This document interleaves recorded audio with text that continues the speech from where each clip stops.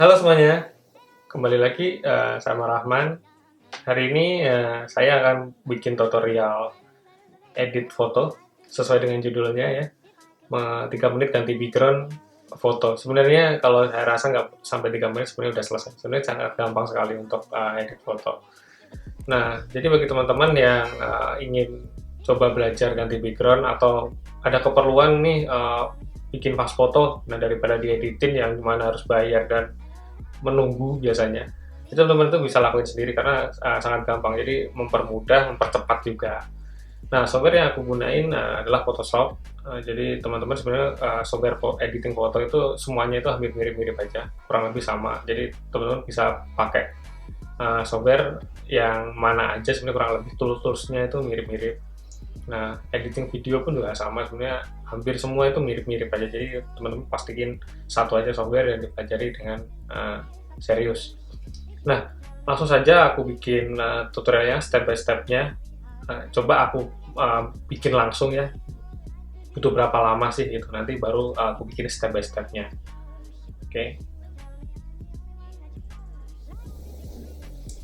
Ya, yang pertama pasti kita buka Photoshopnya ya. Lalu kita masukkan fotonya. Ini misalkan aku pakai foto aku sendiri ya. Nah, yang pertama teman-teman harus potong sesuai dengan ukuran yang teman-teman mau cetak.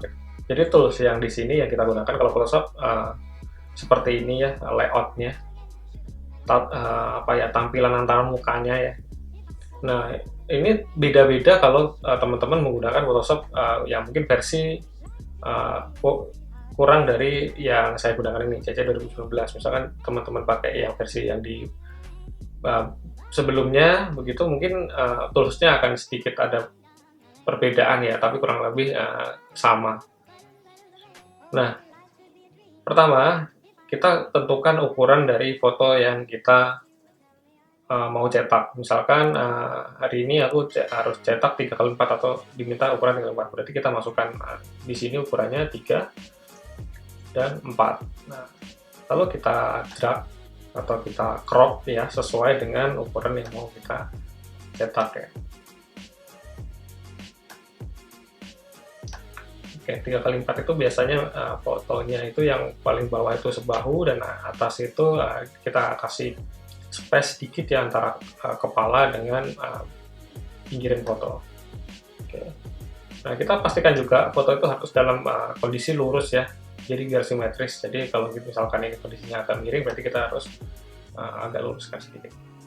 Oke, sudah cukup. Nah, baru kita enter atau kita double klik ya. Oke, kalau udah ukuran fotonya udah sesuai dengan apa yang nanti akan kita cetak, nah tools yang kita gunakan adalah dua tools ini.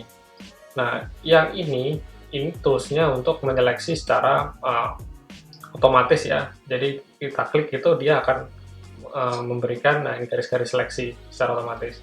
Atau teman-teman bisa menggunakan tools yang di bawahnya, Magic Wand ini. Ini juga sama fungsinya, dia secara otomatis.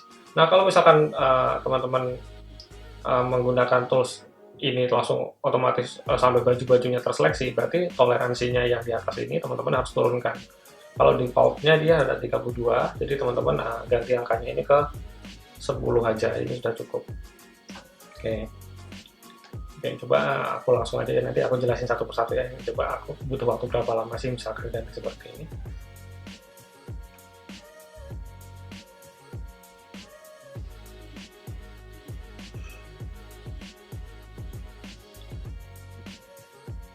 Oke, misalkan warna biru. Ya, sudah selesai. Jadi sebenarnya tidak ada 1 menit ya untuk membuat ini ganti background foto. Nah, sekarang aku mau tutorial step by stepnya secara perlahan-lahan ya. Jadi teman-teman harus benar-benar paham, benar-benar clear. Jadi ini yang stepnya sangat mudah sekali. Tadi sampai di masukin foto ya, masukin foto pasti teman-teman udah mengerti. Setelah itu di crop tadi, disesuaikan ukurannya.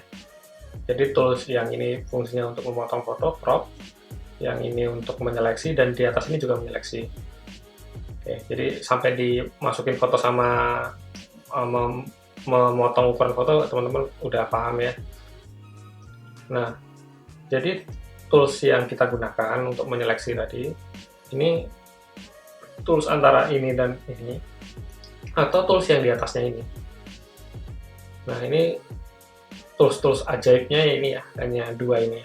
Misalkan teman-teman menyeleksi dengan ini, mungkin ada beberapa, sebenarnya kondisi foto itu berbeda-beda, jadi tergantung pencahayaannya, jadi kadang diterapin menggunakan tools ini kurang maksimal, jadi teman-teman harus coba dengan tools yang lain.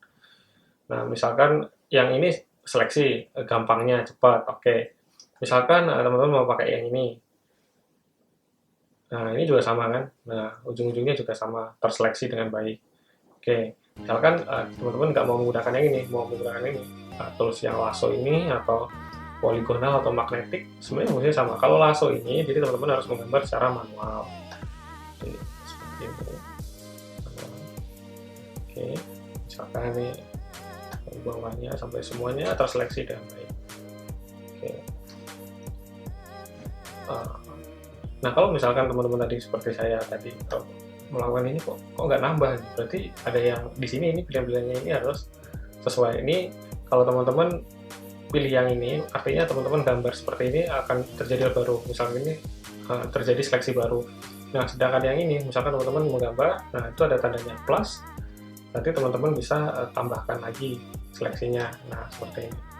Nah, ini sampai memutar di sini rapi semua. Nah, ini tools ini kenapa pakai yang ini tadi aja Bang, yang sebelumnya lebih gampang? Iya betul, memang tadi yang lebih gampang seperti tools yang sebelumnya. Cuma fungsi dari tools ini kita gunakan dalam kondisi-kondisi tertentu. Jadi dalam kondisi foto tertentu ini sangat dibutuhkan juga.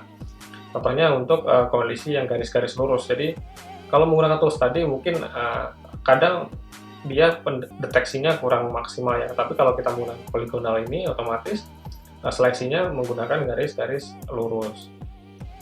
Oke, jadi semua tools ini memudahkan ya. Nah, kalau yang terakhir ini magnetik, berarti toolsnya itu dia akan mendeteksi hal-hal yang paling dekat, nempel-nempel semua. Toolsnya ini juga sangat membantu juga ya. Jadi dari sekian tools ini, teman-teman bisa pilih mana aja yang paling gampang.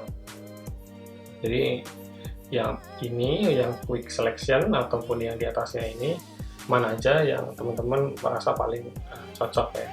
Jangan lupa toleransinya ini disesuaikan. Jadi toleransi ini semakin angkanya tinggi, dia akan semakin misalkan warna ini kurang lebih putihnya bersama, jadi dia akan otomatis mendeteksi warna ini kemungkinan hampir sama. Di toleransi besar, kemungkinan seleksi ini akan sampai leher di sini. Tapi di toleransi kecil, dia akan bisa membedakan antara putih ini dan warna krem ini. Ya, itu seleksinya. Oke, jadi kalau seleksi sampai sini udah paham ya semuanya, jadi seleksi.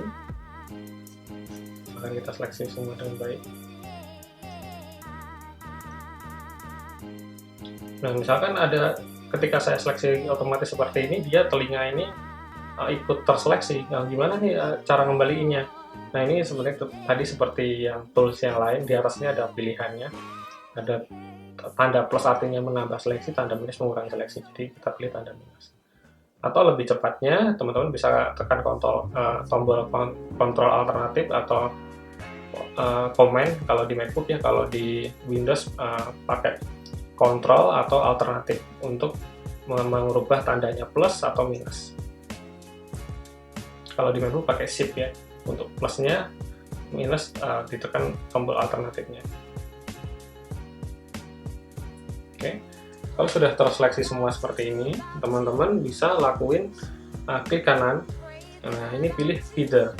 Nah, feeder ini fungsinya dia semakin teman-teman angkanya masukin angka tinggi, dia akan menghaluskan bagian-bagian seleksi di sekitar kepala ini, atau bagian-bagian seleksi ini semakin halus. Jadi tapi jangan terlalu tinggi juga karena nanti akan aneh ya. Jadi cukup angka 5, mungkin 10 gitu udah cukup ya. Nanti ini bagian-bagian ini akan perpotongannya akan halus.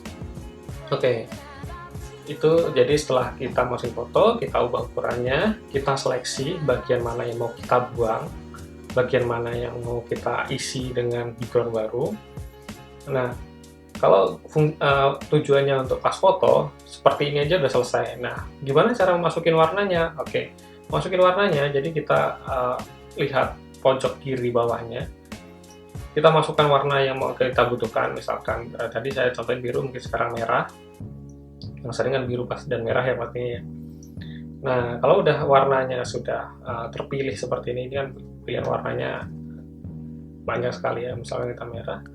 Nah, langkah yang paling cepat, sebenarnya caranya banyak banget, tapi yang paling cepat, teman-teman bisa tekan tombol alternatif, lalu backspace. Backspace yang di atasnya tombol enter itu ya. Nah, ini otomatis memasukkan warna merah yang di sini ke dalam background yang di dalamnya ini, di belakang sini. Tapi kalau teman-teman tekannya tombol control dan backspace, otomatis dia warna putih ya, sesuai dengan yang warna di belakangnya yang di sini. Dia ada dua warna di sini. Jadi kita merah. Oke. Nah, ini tadi kenapa ada garis-garis ini karena dua kali tadi warna pewarnaan ya. Jadi kita kembalikan aja filter, lalu ini story. Jadi apa aja yang saya lakuin dari masukin foto sampai sekarang. Jadi misalkan teman-teman ngelakuin kesalahan, jadi bisa dicek historinya. Untuk munculin kolom ini teman-teman ada di Windows dan di Story ya. Jadi misalkan ada salah gitu, jadi kita tidak bisa lihat sampai titik mana tadi kita salahnya. Nah, untuk menghilangkan seleksi ini teman-teman bisa pencet Ctrl D ya. Oke, udah selesai dan udah siap dicetak otomatis. Nah, sekarang gimana nih kalau misalkan kebutuhan ganti backgroundnya, ganti fotonya, untuk diganti gambar latar belakangnya. Misalkan teman-teman foto di mana aja gitu, terus backgroundnya jelek nih, tapi fotonya aku suka, aku mau ganti belakangnya pemandangan, atau mungkin ada kebutuhan-kebutuhan khusus.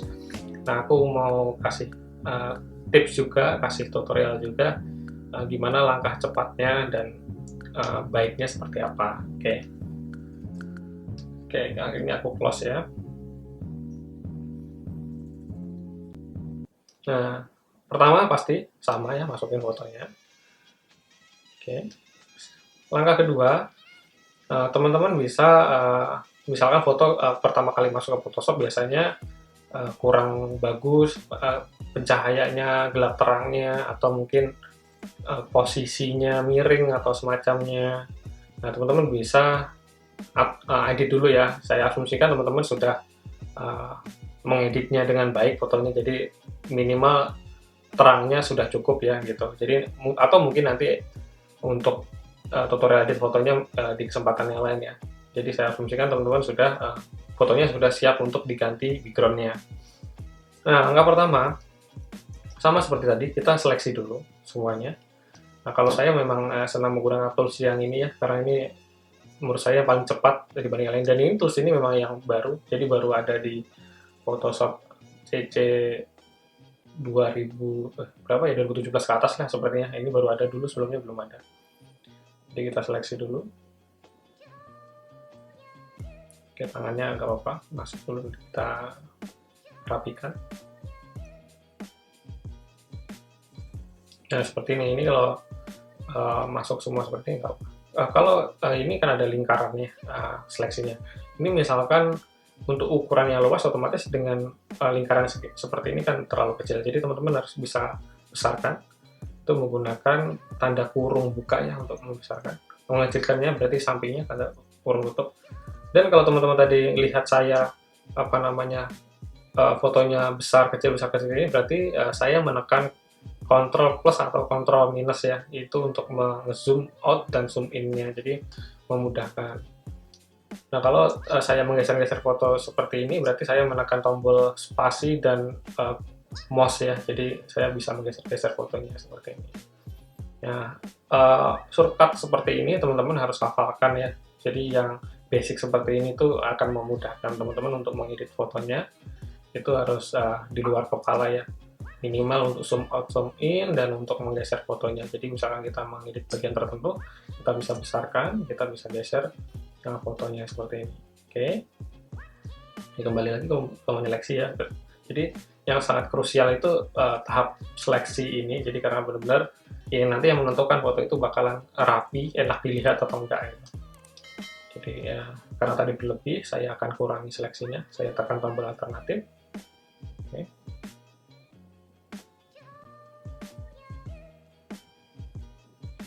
Nah, saya rasa udah cukup ya, udah cukup rapi. Ya, walaupun sebenarnya teman-teman harus sangat perhatikan tuh bagian-bagian kepala seperti ini, itu sangat kayak nanti itu akan terasa banget misalkan rapi atau tidak. Oke, untuk bagian yang tadi tekan seperti ini, nah ini tadi fungsi dari tools yang ini. Jadi kan kalau menggunakan tool otomatis dia susah ya, jadi kalau seperti ini kita bisa. Oke, yang di atasnya, yang minus ya, kurang. Oke.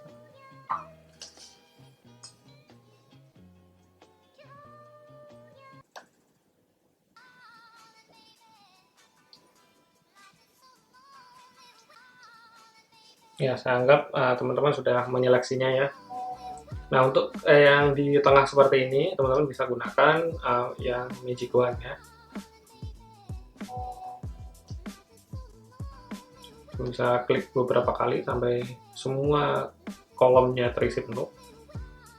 Nah, setelah seperti ini, otomatis seleksinya ada di background ini sebenarnya. Kita kan bisa hapus, tekan tombol delete. Tapi kita sekarang mau balikan nih. Jadi yang mau diseleksi adalah bagian objeknya, bagian orangnya. Jadi teman-teman harus pencet tombol Ctrl, Shift, dan I. Nah, ini untuk menyeleksi bagian dalamnya. Nah, setelah itu jangan lupa feedernya tadi. Di feeder dulu, jadi dihalusin dulu.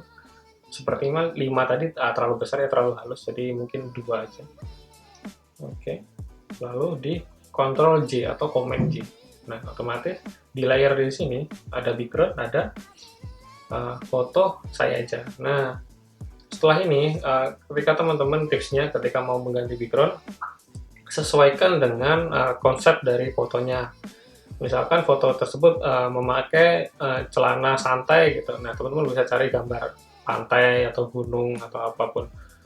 Foto tersebut memakai baju formal gitu seperti saya. Mungkin teman-teman bisa ganti belakangnya pakai background gedung mungkin atau area perkantoran atau semacamnya. Jadi memang harus disesuaikan dengan fotonya seperti apa. Jadi karena pakaian saya seperti ini, mungkin saya akan cari gambar gedung. Tadi saya sudah sempat cari gambar-gambar seperti itu ya, dan di Google juga banyak, jadi saya ambil aja salah satu. Oke. Misalkan gambar ini saya masukkan. Jadi fotonya dimasukkan dulu. Oke. Nah, ini misalkan background yang mau saya pakai gitu.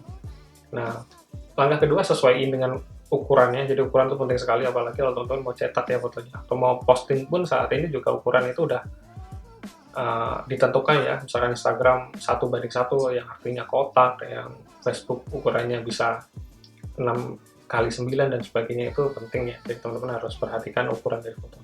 Nah, ini saya anggap saya mau cetak dengan ukuran yang seperti ini. Nah, langkah kedua kita gunakan Move Tools. Jadi yang ini Move Tools ya.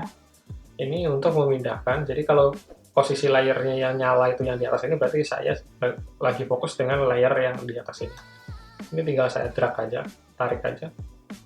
Nah, kita masuk ke sini. Nah, kalau udah seperti ini, otomatis sudah pindah ya, udah bisa dibilang ganti background. Nah, kita sesuaikan ukuran dari objeknya dengan belakangnya agar kelihatan proporsional ya.